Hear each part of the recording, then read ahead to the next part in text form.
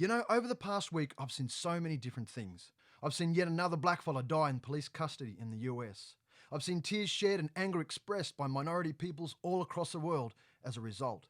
I've seen family in remote communities finally put their loved ones to rest, who passed before and during the COVID-19 epidemic that shut down public and ceremonial gatherings. I've watched and I've listened to families share their grief, their pain, their anguish of the more than 400 Aboriginal and Torres Strait Islander peoples who have died in police custody in Australia and with not a single conviction. I've cried for the names and I've remembered the memories of some of those who were dear to me and my family's on that list of 400 or more. I've read the papers and I've watched the news. I've heard the arguments for and against. Oh, they're self-indulgent. They're not following coronavirus protocols. Our protest will change nothing, only make things worse. The majority of police are good people. Aboriginal people have brought this upon themselves. Black lives matter. White lives matter. All lives matter. And then I hear, we're fed up with not being listened to. We're fed up with racism. We're fed up with injustice. We are fed up with being fed up.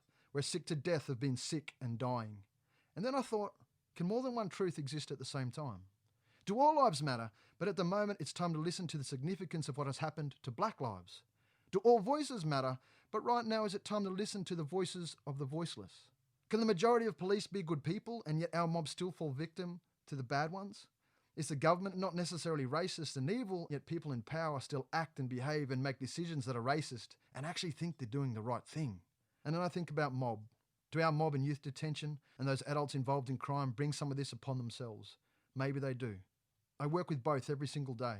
I visit mob in juvie and men in prison and rehabs. Some of them are my family, my brothers, my ngalugos, my uncles, my sons and my nephews.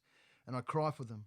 I cry for their pain. I cry for their suffering and their past abuse. I cry for their lack of power, their lack of position and place.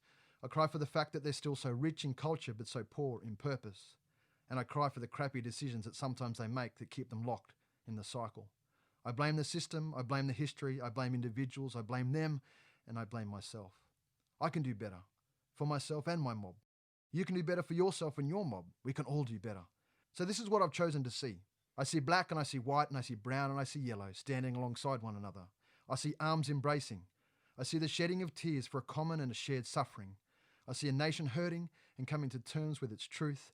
I see people fed up and demanding change.